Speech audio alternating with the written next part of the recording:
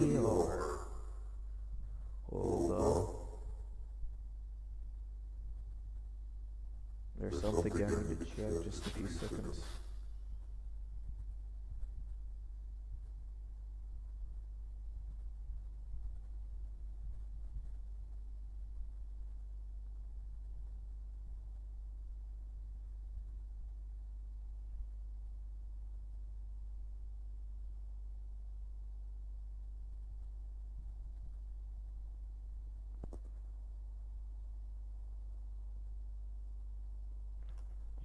Just a few seconds.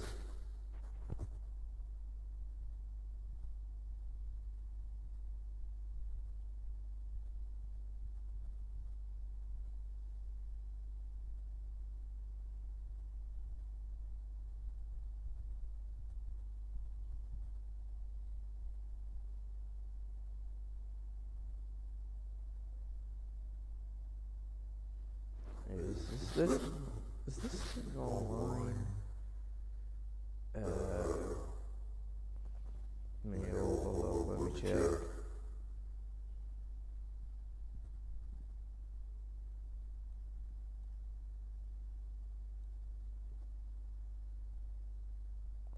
Oh, alright.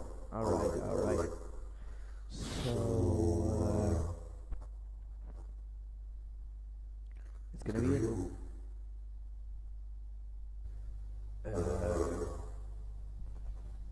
hold on, let me check.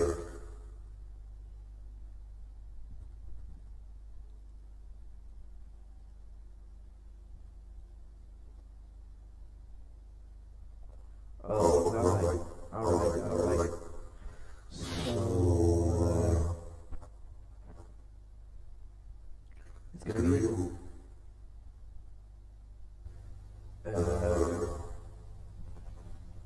hold on, let me check. Oh, no. What do I do now? Okay, that's shit. Oh, alright. So, it's gonna be well. So now technically just close the loop. Okay, so what are we doing?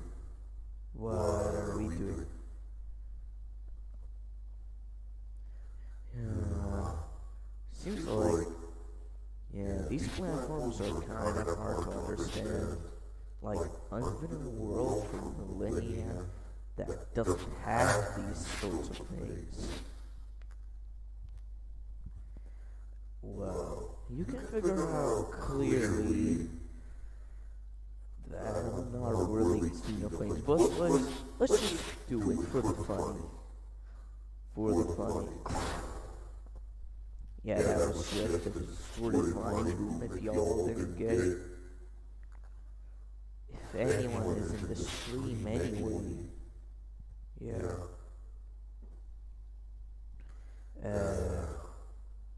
Well, what do I do, really? Maybe just, let's just listen to this.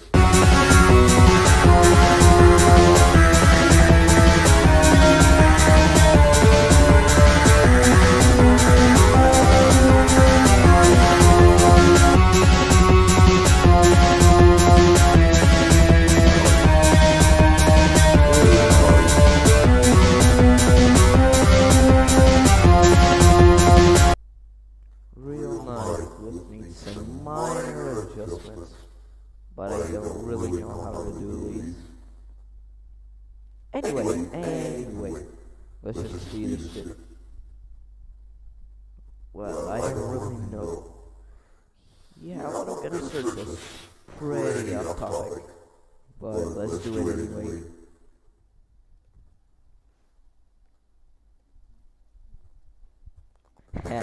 You thought I was gonna go Nazi? You thought I was gonna go that way? No, never. No. So, it's pretty much gonna be different. So, not the, yeah, this man right here. This man is a top G. Well, where am I going? What do I want here?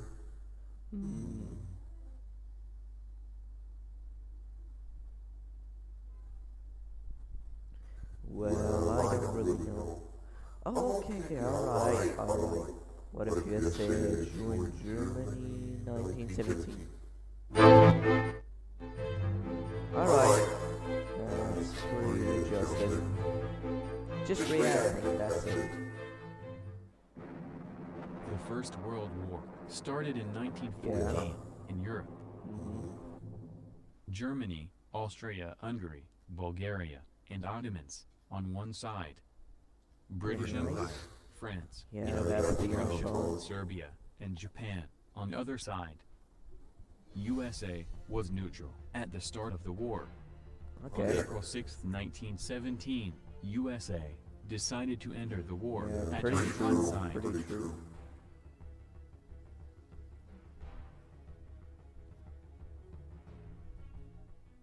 Well, what now? What if United States had joined the Central Powers Well, instead I of don't know. I don't know, For a really. long time, the United States was sympathetic to both sides. Sure? There really wasn't a clear-cut bad side or good side. Exactly.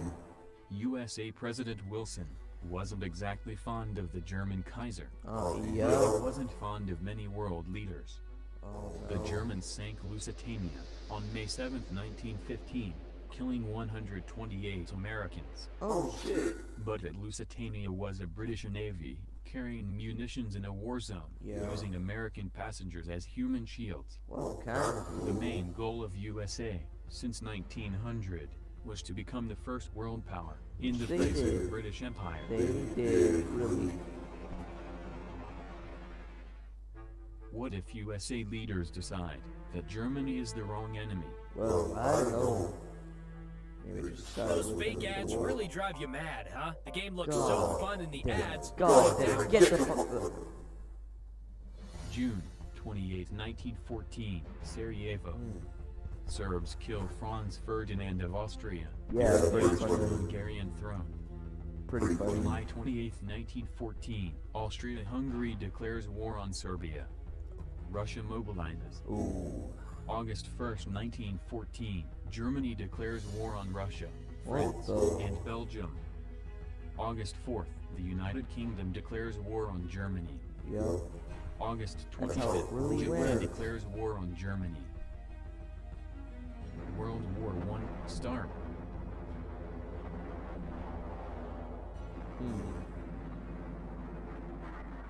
They're pretty much wasting At time the start over of the here. war, British Navy begins a naval blockade against Central Powers.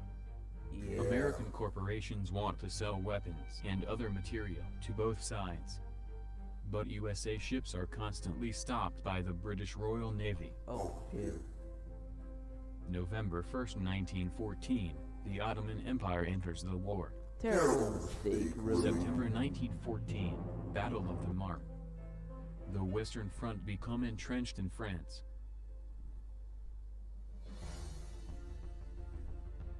Britain interdicts shipments even to neutral nations, like the Netherlands and Denmark. American protests are futile. Britain is the world superpower, at the time. May 1915, Italy declare war on Austria. Oh, shit. What is that goofy ass story, bro? Trench warfare. Soldiers fight from dug-in positions, striking at each other with machine guns, artillery, and chemical weapons. Neither side has any substantive success. The British naval blockade continues. Romania and Greece enter the war. Oh, no. Ireland, April 1916, insurrection to end British rule. 485 people are killed. Oh, no. USA has a large Irish anti-British and German population. sectors of American public opinion become definitely hostile to the Entente. Oh no. USA nationalistic newspapers fuel anti-British feelings by highlighting the parallels with the War of 1812. Bro, Reports that's that more than in 100 Germany, years ago, 2,000 bro. civilians are starving for the illegal British blockade. November 1916, German Chancellor Bateman Hollweg ordered you not resume unrestricted submarine warfare, realizing that USA makes may sense. enter war at their side. December 1st, 1916, Wilson asked to the Congress to adopt an aggressive stance of armed neutrality in enforcing freedom of the seas. You mean American A seas, right? breakdown in relations is the result. Oh, exactly. 19th of December, the United States of America mobilizes. Oh shit. December 20th, 1916, Wilson ordered to escort ships taking American exports to Sweden and the Netherlands, which could be re-exported to Germany. And things get worse from now. Of course not by the English A good channel. number of Just have to Canadian go troops through returned at home. Without Canadians, Allies opt to concentrate on a mostly defensive doctrine. Yeah. January 16, 1917, the German foreign minister, in the Zimmermann telegram, invited USA to join the war as Germany's ally, offering Canada. Oh. Some British leaders see the danger of a coming clash with the USA. But military sectors of Entente believe the blockade is the decisive way to win the war. Nope, they are wrong. They gamble that an airtight blockade may bring the Central Powers to their knees No. before an irate America can do anything worthwhile. No, not at all. 2nd of April, off the coast of Ireland, USA destroyer Cassin, while it was escorting merchant ships, is sunk. Oh, shit. USA issue a note of protest to the British government, asking to immediately suspend the unrestricted naval blockade. They're gonna refuse. David Lloyd George What the fuck, Dennis? refuses. April 6, 1917, USA entered the war as Germany's ally. Wow. Okay, pretty shocking, pretty shocking. April 7, 1917, first clash along the USA-Canadian border. The USA 26th Infantry Division attacks at Pembina. Small naval battles in the Atlantic between British and American fleets. USA destroyers Fanning is sunk off the Newfoundland coast. Alaska, frontier skirmishing and raiding, conducted by both sides. English ships shell coastal city, on the east coast of the United States. Oh, no. There is an attempt by British Foreign Secretary Arthur Balfour to make a peace proposal. But the USA dismiss it out of hand. Yup, exactly. Essentially calling for a return to pre-war situation. Yup. May 8, 1917, American invasion of Canada starts. 4 main fronts. The Pacific Northwest border, between Seattle and Vancouver. North Dakota and Minnesota, up to Winnipeg and Thunder Bay. The Toronto-Buffalo-Detroit Triangle. The eastern border, the main front. It defends Canada's largest cities, and the access to the Atlantic. Yeah. USA Army rapidly takes Vancouver. Well, no shit, bro. Canadian defenses at Winnipeg are overwhelmed. The Canadians retreat to the north. But, in the east, Canadians held the line. They retreat behind St. Lawrence River. Yeah. The St. Lawrence is more than 1 kilometer wide in most places, wider than the German Rhine. Oh.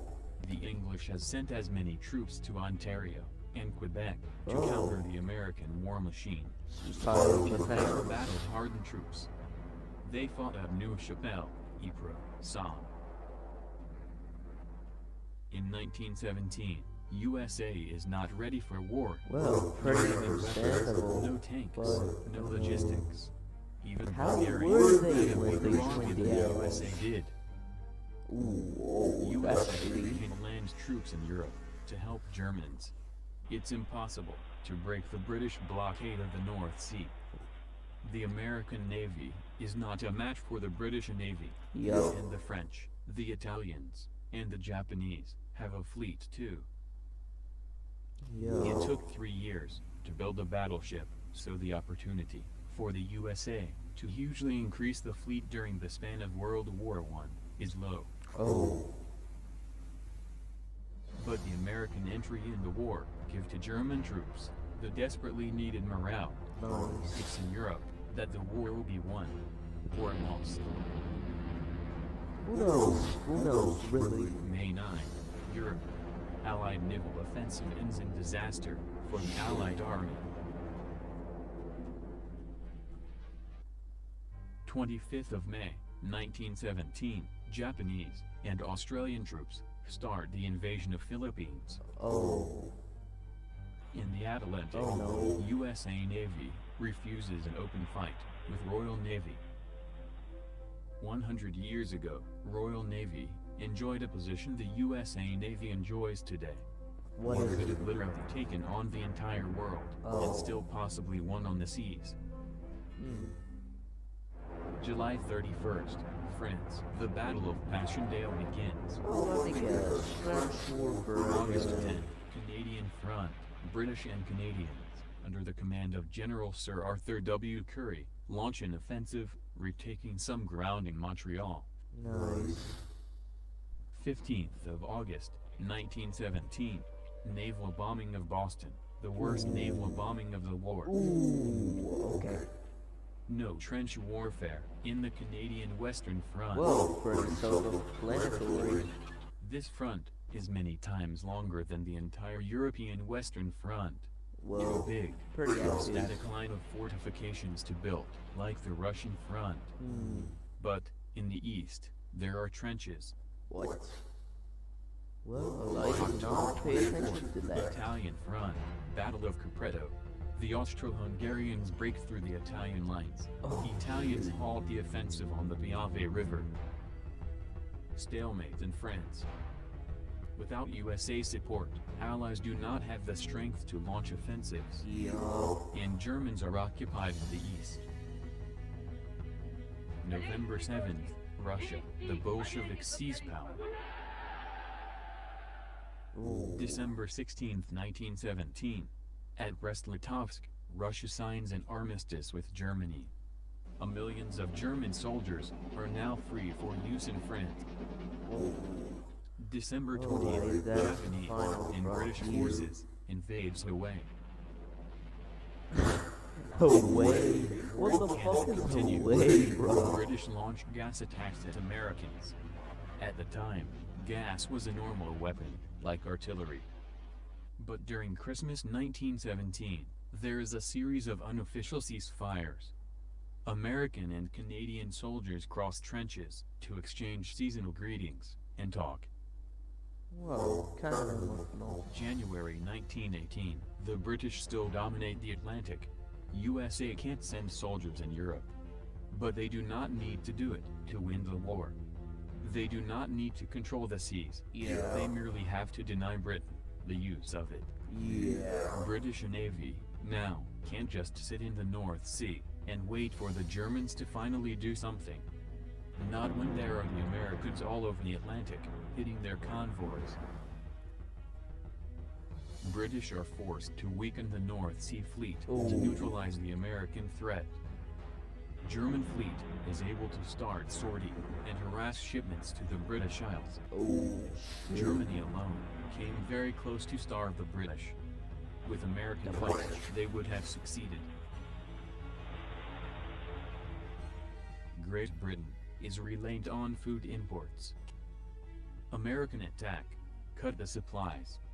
The Entente supply of shells is cut in half. The American submarine force is made up of L-class and K-class coastal craft, plagued by constant problems. They are almost useless. But German U-boats are now able to resupply from the western side of the Atlantic.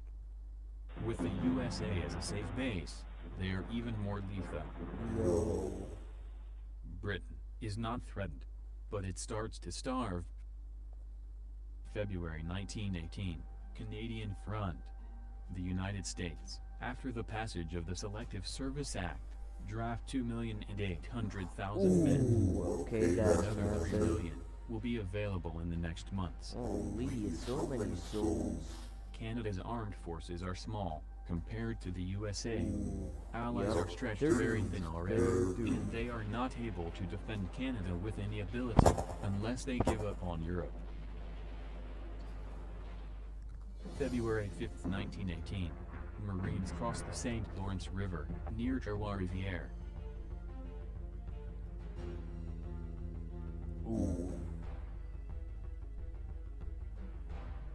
Ernest Hemingway fights in this battle. In the west, U.S. forces are able to go around the defenses.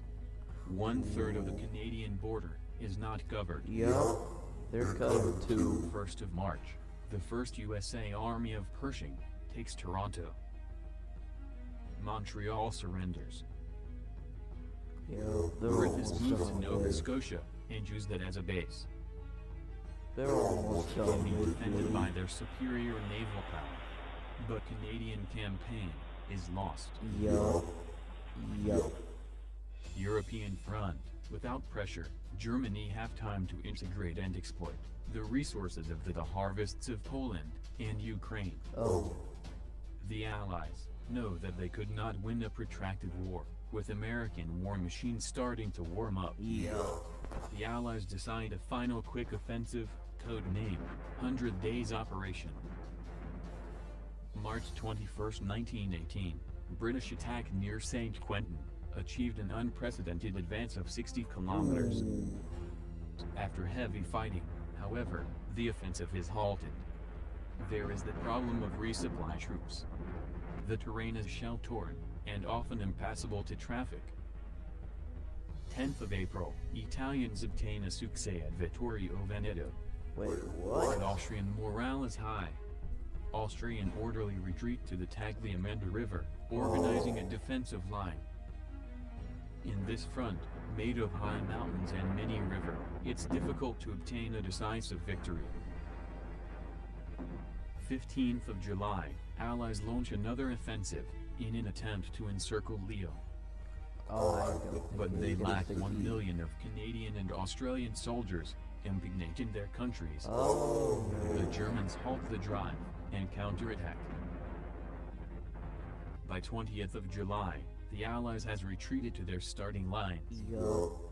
Allied casualties, between March and April 1918, are 270,000 men. Anti-war marches became frequent, and morale in the Allied army fell. In 4 years, they French units are on the verge of open mutiny. Revolts in India. Allies knows there is no more hope of winning. It is evident that, in the long run, USA will shift the balance of power, in favor of the Central Powers. They did already. They did. August 24, 1918. Allies ask for an armistice. Oh, The Great good, War is good. over. Now let's see the New World Order. The peace treaty is signed at Versailles. Wow. Wilson and German Kaiser meet here for the first time. What the fuck is The peace Versailles, treaty bro? will be more fair than the treaty in our reality. Mm. Germany gains Luxembourg, gets back its colonies, and Brest-Litovsk Treaty confirmed. Ukraine, Baltic Duchy, Finland, Caucasus, and Kingdom of Poland are now client state of the Germans. Ooh.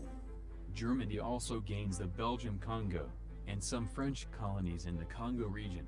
Ooh.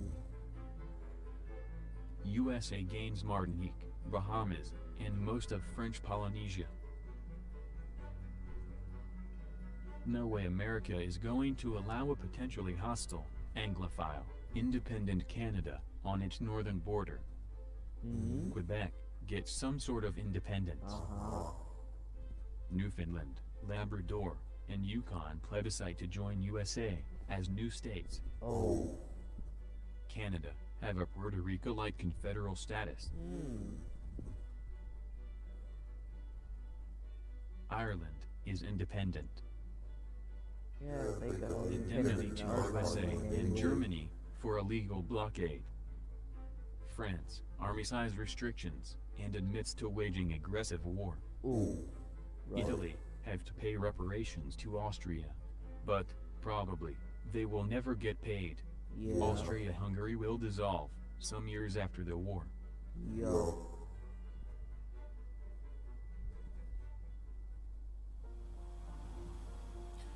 This is what, in my opinion, would have happened in case of USA joining the Central Powers. Well, I know it's quite difficult that USA could fight Britain and France, but for sure it's not impossible. Yeah. And I think that if all our grandparents could see what the world, and particularly Western Europe, has become today, they would have fought with the Germans in both wars. Thank you for watching. That's basically like, yeah. The human world is pretty interesting. Yeah. Yeah, real.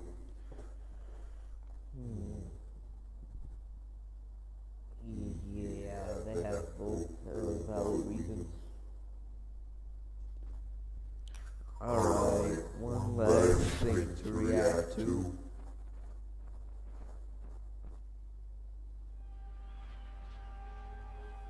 Ooh, 1 year ago, alright. So, for almost all of history, Italy was not a country, or at least not a single one.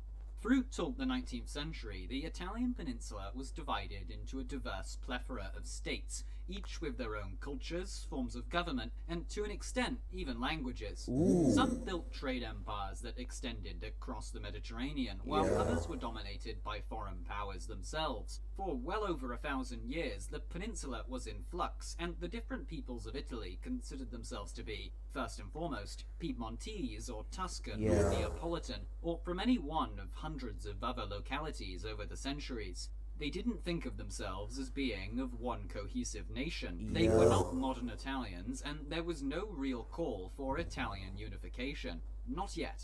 Yeah. So then, what caused that to begin to change? Why did Italy eventually unite, and how did it actually happen? Well, Italy's transition out of being a mere geographical expression, as it was labelled by Clemens von Metternich, began during the Napoleonic Wars. While under French occupation, Italy was administered as 3 units, the so-called Kingdom of Italy, Naples, and areas controlled directly by the French Empire. Still, it was the most unified that Italy had been in a long time, and that came with its benefits. The relative lack of borders allowed for internal Italian trade to flourish. Pre-Napoleonic Italy was still a largely feudal and economically backward society, but that increased prosperity, the seizure and redistribution of church lands by the French, and just a generally more meritocratic approach to governing, saw the birth of a rapidly growing middle class, the sort of people who would not be all that happy to return to the way things once were.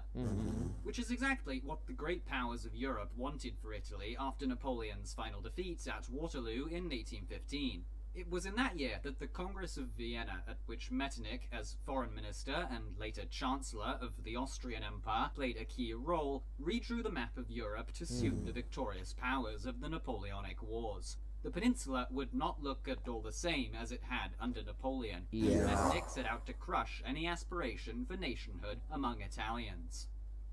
At Vienna, the states of Italy that had existed before the French Revolution were largely resurrected, though the centuries-old Republic of Venice and the Duchy of Milan, some of the wealthiest areas in Italy, were reorganized into the Kingdom of Lombardy-Venetia, of which the Austrian Emperor would be king. The Grand Duchy of Tuscany, ruled by members of his Habsburg family, was expanded, and the smaller duchies of Parma, Modena, Lucca, and Massa, in the middle, fell in line with Austrian policy, whether they liked it or not. In the south, the autocratic Kingdom of the Two Sicilies was ruled by a branch of the pre-revolutionary French royal family, the Bourbons, while in the north, the Kingdom of Piedmont-Sardinia, ruled by the House of Savoy, annexed Genoa, and in central Italy, the Papal States, headed by the Pope, was restored in Rome. All of which, quite frankly, got under the skin of a lot of ordinary Italians, who took both to scheming in a number of secret societies and to openly revolting. Still, not much would come from many of that for several decades after 1815, partly because of Austrian intervention, but also because while most were dissatisfied with the state of Italian affairs, there was no unified vision for what Italy should be in the future. Broadly speaking, though, there were 4 anticipated possibilities. First, and most radically, Italy could become a centralized, revolutionary republic that would spread notions of popular sovereignty to the rest of Europe. That was championed by the firebrand Giuseppe Mazzini. Second, Italy could unite around its Catholic faith and become a loose confederation led by the Pope, an idea known as Neo-Guelphism. Third, the various states of Italy could slowly implement liberal reforms and then integrate their economies. That was favoured by Camillo Benso, Count of Cavour. Or fourth, the only Italian state, actually ruled by Italians, Piedmont-Sardinia, could take the peninsula through military force. As for which one Italy would actually go with, well, none of those. Not exactly, anyway. Although the path towards unification would soon begin to look more clear. In the year 1848, from France to Germany to Poland and elsewhere, liberal and nationalist revolts broke out all across Europe, and in Italy, 1848 was the year when Italian unification, or the Risorgimento, began. The monarchs of the Papal States, the Two Sicilies, Tuscany and Piedmont-Sardinia, were all pressured into doing away with absolutism and adopting constitutions. The Piedmontese also adopted a new flag. Clemens von Metternich's nearly 3-decade-long control of Austrian politics was ended by rioters in Vienna, and with Austria weakened, the famous 5 Days of Milan saw their forces pushed out of the city, and then the rest of Lombardy-Venetia in March. The Milanese then voted to join Piedmont-Sardinia. The central Italian states also rallied behind the Piedmontese, though it should be said that their king, Charles Albert, was a reluctant revolutionary, but he did bow to the demands of his people and declared war on the Austrians. Pope Pius IX, on the other hand, hardly willing to fight devoutly Catholic Austria, chafed against his constitution and refused to help. That eventually saw his deposition and the founding of the Roman Republic by Giuseppe Mazzini and his fellow revolutionary Giuseppe Garibaldi in February 1849. But despite all of that success, things quickly went south. Literally, I suppose, in the case of the Two Sicilies, whose king struck a deal with moderate liberals. They feared that their more radical allies would endanger their property. He was then able to recall his troops from any activity in the north. That sort of inter-revolutionary dispute was a common trend among those rising up, and it, along with Austrian counterattacks in late 1848 and 1849, saw most of the rebellions fail. It didn't help that their leaders were militarily inept. The Austrian Field Marshal, Joseph Radetzky, even derisively ordered his troops to spare the enemy generals, as they were too valuable to their side. This is Dave. He's trying to learn a language the traditional way. But Who cares? Sardinia's constitutional monarchy managed to survive the end of the revolutions, though, so Italy's previously unclear path was now set in place. Mazzinian republicanism would not unite the country. The Roman Republic had been destroyed and the Pope reinstated by President Louis Napoleon of France, who left French troops in the city to ensure order, and after failing in Rome, Mazzini himself was largely sidelined. Nor, of course, could the revolution-betraying Pope lead the way. Italy would have to be united under the House of Savoy, which now had a liberal twist to it, but the country would not come together peacefully. It also was clear that in order to take on Austria especially, the Piedmontese needed a powerful ally. So in 1853, their new king, Victor Emmanuel II, and his prime minister, the aforementioned Count of Cavour, the two men who would lead Italian unification from now on, sent soldiers to assist Britain and France in the Crimean War in the hope that one of them would help the Italian cause. And one did. President Louis Napoleon, who had ended the brief Second French Republic and declared himself Emperor Napoleon III, was eager to emulate the achievements of his uncle, and he saw pushing Austria out of Italy both as a way of increasing France's and his prestige and of growing his power in mainland Europe. It also helped that an Italian revolutionary had very nearly assassinated Napoleon III, and he wasn't overly eager for that to happen again. Secret negotiations between the French and Cavour in 1858 resulted in a Franco-Piedmontese military alliance, an agreement to work together to counter Austria and to split Italy into French and Piedmontese spheres of influence. So Piedmont, Sardinia and France began to prepare for war, but the Austrians, seeing what was about to happen, struck first and invaded Piedmont. They very nearly reached their capital, Turin, before French troops arrived, and the two nations forced back the Austrians, then invaded their kingdom of Lombardy-Venetia and defeated them at the bloody Battle of Solferino. A peace agreement was then reached, but the end of the Second War of Italian Independence left pretty much no one happy.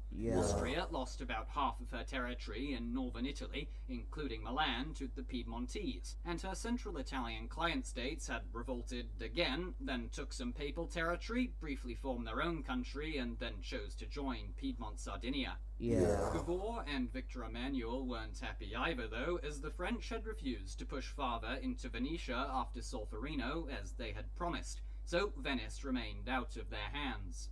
To top it all off, Napoleon III wasn't happy, as his goal of creating a French sphere of influence in Italy was destroyed as more and more Italians flocked to the Piedmontese banner. He did get a consolation prize, though. Piedmont Sardinia begrudgingly handed over the county of Nice and Savoy, the ancestral home of the House of Savoy, to France. That had also been promised by Cavour before the war with Austria.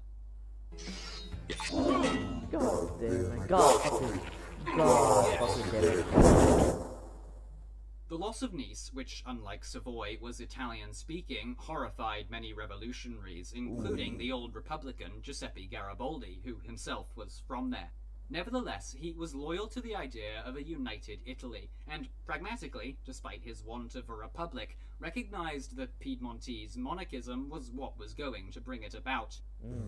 As the French and Piedmontese had fought the Austrians, discontent and a desire to join in had grown in the kingdom of the two Sicilies. That saw both peasants and the middle classes rise up against the Bourbons, so Garibaldi organized his famous 1,000 volunteers and sailed south. Sicily in May 1860 and seized the island without much resistance. Then he crossed over to Naples, and by September, Garibaldi, his original volunteers, and tens of thousands of locals that he had managed to organize had, in spectacular fashion, destroyed the kingdom and prepared to attack the Papal States, which Cavour opposed, not wanting him to gain too much power, so the Piedmontese invaded first. In October, Garibaldi met up with Victor Emmanuel II and handed over his conquests to the king. By that point, Piedmont Sardinia controlled most of Italy, and to reflect that, it changed its name to the Kingdom of Italy in 1861. Cavour became its first prime minister, Victor Emmanuel II was king. But his kingdom still lacked two very important cities, Austrian-held Venice and Papal Rome. So Italy made a new alliance, this time with the rising Kingdom of Prussia, and together they fought Austria in the third and final war of Italian independence in 1866. Italy performed terribly, to be honest, but Prussia squashed the Austrians, so they still got what they wanted, although Austria insisted on handing Venice over to France first, as they thought that Italy hadn't earned it. 4 years later, the Franco-Prussian War broke out, and Napoleon III had to pull his troops that had crushed the Roman Republic 2 decades earlier out of the Papal States to defend France. Italy took their absence as an invitation to come on in, and Rome was declared the capital of a fully united kingdom in 1871. Italy was now a great power, and it would go on to involve itself heavily, for better or worse, in European affairs up till the present day. Republicans like Mazzini and Garibaldi would eventually get some satisfaction, though, admittedly long after their deaths, when the Italian people chose to abolish their monarchy in 1946. As for the Neo-Guelphs, not so much. The popes have had to live with just one tiny city. You can find out more about how that happened in the video to the left, or you can see why the island of Corsica never ended up joining the new Italian kingdom. Also, if you enjoyed this video and want to see more just like it, don't forget to subscribe and hit the notification bell so you don't miss the next one. As always, I've been James, and thank you for watching Look Back History. Yeah, okay, pretty interesting. Pretty interesting. Okay, so no one's here anyway. So, anyone's watching this, I'm making a real teaser very, very soon, since, oh wait, hold up now. Yeah, do you guys hear me? Yeah, that's pretty, wait, hold up now. Hold up. I'm just gonna delete that stuff.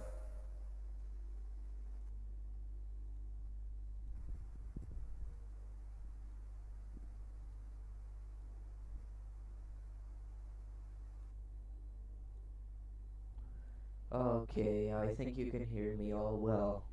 So yeah, that was a pretty interesting stream in my opinion. I know it's kind of boring because you're not the one reacting and all of that. Well, I'm making a teaser very, very soon related to Too Slow on Scorpion's remix. I'm making a teaser related to that, and sorry if like you can only hear the left way, not the right one. Like, I literally don't know how to manage that. But nonetheless, I'm dropping a teaser very, very soon, continuing my work on Too Slow Encore. So yeah, that was a pretty funny dream. Anyway,